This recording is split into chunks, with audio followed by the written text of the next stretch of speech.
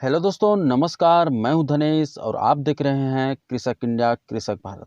दोस्तों, देसी मुर्गी पालन से बहुत सारे किसान साथी जुड़ रहे हैं, जिसमें से कुछ किसान साथी अच्छा मुनाफा कमा रहे हैं तो कुछ इसमें असफल भी हो जा रहे हैं, जिसका मुख्य कारण होता है उम्मीद के अनुरूप इनकम न हो पाना।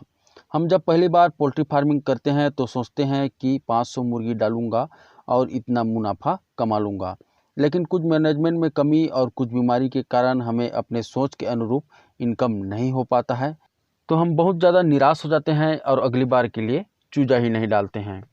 तो दोस्तों, आज के इस वीडियो में हम जानेंगे कि कैसा फार्मिंग किया जाए जिससे कि हम पहली बैच से ही अधिक से अधिक फ़ायदा कमाएं और आगे का फार्मिंग हम अच्छी तरह से करें और हमारा इस काम में मन लगा रहे। तो चलिए दोस्तों, आज के इस वीडियो को शुरू करते हैं। तो दोस्तों, अगर आपको पहली बेस से ही अच्छा खासा इनकम करना है, अच्छा फार्मिंग करना है, तो सबसे पहले अपने मुर्गियों को बीमारी से बचाना होगा। और अगर आप चूजे डालते हैं और उसी दिन से आप अच्छी तरह से उनका देखभाल करें, अच्छा से मैनेजमेंट करें, दवाई अच्छा टाइम टू टाइम दें, फार्म की साफ़ सफाई अच्छी से करें, तो आपके मुर्गियों को कोई भी बीमारी नहीं लगेगी।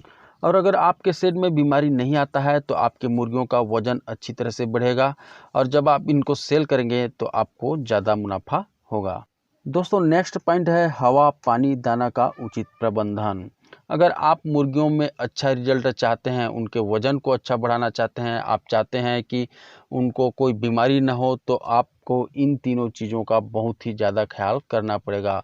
प्रॉपर वेंटिलेशन का व्यवस्था आपको करना पड़ेगा ताकि कोई भी जो गैस बनता है, जैसे कि अमोनिया गैस बनता है, कार्बन डाइऑक्साइड बनता है, तो वो आपके सेट के अंदर न रुके। तो इसके लिए आपको पर्याप्त खिड़की छोड़ना पड़ेगा या तो जालीदार कमरा आपको बनाना पड़ेगा। इसके अलावा तेज़ी से वज़न बढ़ाने के लिए आपको अच्छा क्वालिटी का दाना भी देना पड़ेगा। और अगर आप फ्री रेंज में फार्मिंग करते हैं तो कम से कम शाम के टाइम आपको रेडीमेड फीड देना है। जब आप दाना खरीदने जाते हैं तो इस बात पर विशेष ध्यान दें कि दाना ज़्यादा पुराना ना हो, क्योंकि उसमें कई प्रकार की दवाई भी मिक्स होता है और अगर वो बहुत ज़्यादा पुराना है तो वो दवाई पूरा उड़ जाता है, उसका जो असर है वो दाना पर कम हो जाता है। और अगर दाना में नमी है तो वो आपके मुर्गियों को बीमार कर देगा, आपके मुर्गी में अनपचन की समस्या देखने को मिलेगा। इसके अलावा उनके बीट में खून भी देखने को मिल सकता है। इसलिए आप अच्छा क्वालिटी का दाना दें, या तो आपको अच्छा क्वालिटी का नहीं मिल रहा है तो घर में दाना बना करके अपने मुर्गियों को दें। दोस्तों, अगर आपको पहले ही बेस से अच्छा खासा इनकम करना है तो आप जब चूजा डालते हैं तो आप मेल और फीमेल के अनुपात को एक निश्चित मात्रा में रखें। अगर आपके एरिया में अंडे का ज़्यादा डिमांड है तो आप फीमेल ज़्यादा लें, और अगर मांस का ज़्यादा डिमांड है तो आप मेल चूजा ज़्यादा लें। जब हेचरी से आप चूजे लेंगे तो उनको पता रहता है कि ये मेल है या फीमेल है, तो आप उनको बोलेंगे तो वो आपको मेल और फीमेल अलग करके दे देंगे। क्योंकि आप देखे होंगे जब कॉकरेल हम जो 1 रुपया 2 रुपया में ख़रीदते हैं वो मेल ही निकलते हैं, तो वो हेचरी से ही अलग होकर के आते हैं और उसमें हमें फीमेल देखने को नहीं मिलता है। तो ऐसा हर हेचरी में होता है, मेल फीमेल का पहचान हो जाता है। अगर आप मेल ही मेल लेना चाहते हैं तो 1-2 रुपया उसका ज़्यादा रेट पड़ेगा, तो उस हिसाब से आप अपना डिमांड हेचरी वाले को कर सकते हैं।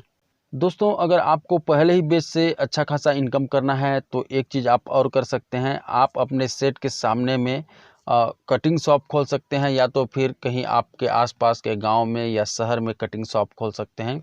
तो आपके यहाँ जितना भी माल तैयार होगा उसको आप अपने कटिंग शॉप में कट करके भी सेल कर सकते हैं, या तो फिर अन्य जो कटर हैं उनको भी सेल कर सकते हैं। तो इससे आपको बहुत ज़्यादा फ़ायदा होगा। आपका जो तैयार माल है उसको आपको इधर उधर घूम करके सेल करने की ज़रूरत नहीं पड़ेगी, आप अपने ही शॉप में उसे कटिंग करके सेल कर सकते हैं। और कटिंग करके आप सेल करेंगे तो आपको और अधिक मुनाफा होगा। दोस्तों, आपको पहले ही बेस से अच्छा इनकम करना है तो आपको शुरुआत कम मुर्गियों से करना है। आप जितना उम्मीद करते हैं कि मैं इतना मुर्गी को सेल कर लूँगा, उससे भी थोड़ा कम मुर्गी आप अपने सेट पे डालें। मान लिया जाए आप सोच रहे हैं कि 500 मुर्गी मैं आसानी से सेल कर लूँगा, तो कम से कम आप 250 या 300 मुर्गी डालें, जिससे कि आप उसको आसानी से सेल कर सकें।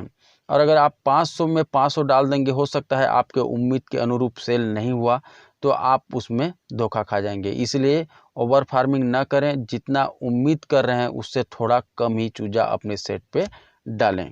और देसी मुर्गी पालन में फार्मिंग बंद करने का जो मुख्य कारण होता है वो होता है इसको सेल न कर पाना। इसलिए आप इसमें ओवर कॉन्फिडेंस बिल्कुल ना हो। शुरुआत में लगता है कि मैं बहुत सारा मुर्गी सेल कर लूँगा, लेकिन ऐसा होता नहीं है और फिर हमें फार्मिंग बंद करना पड़ता है। इसलिए दोस्तों, कम मुर्गी से अपना फार्मिंग स्टार्ट करें और सुरक्षित रहें। दोस्तों, अगर आप पहली बार फार्मिंग करना चाहते हैं तो एक बात का और ध्यान रखें, अपने आसपास में जितने भी मार्केट हैं उसमें घूमें, एक बार पता लगाएं कि किस ब्रीड का ज़्यादा डिमांड है, कैसा इसको हमें सेल करना है और थोक में क्या रेट है, चिल्लर में क्या रेट है। सारी जानकारी मार्केट का ले लें, उसके बाद ही उस हिसाब से चूजा डालें। यानी कि आपको पहले मार्केट का पूरी जानकारी ले लेना है, उसके बाद ही अपने सेट पे चूजा डालना है। तो ठीक है दोस्तों, जो चीज़ आप लोगों को अभी बताया गया उन चीज़ों पर अगर आप अमल करते हैं तो आसानी से पहला बैच में ही आप इनकम कमाना शुरू कर देंगे। तो ठीक है दोस्तों, आज के इस वीडियो में बस इतना ही, और इसी तरह से पोल्ट्री फार्मिंग से रिलेटेड वीडियो हम अपने चैनल पर लाते रहते हैं। और अगर आप भी पोल्ट्री फार्मिंग में इंटरेस्ट रखते हैं तो चैनल को सब्सक्राइब करके बेल आइकन को दबा लीजिए, ताकि जब भी इस तरह का वीडियो चैनल पर आए सबसे पहले उसका नोटिफिकेशन आप तक पहुँचे। तो ठीक है, मिलते हैं फिर एक नए वीडियो नई जानकारी के साथ। तब तक के लिए जय हिंद, जय भारत।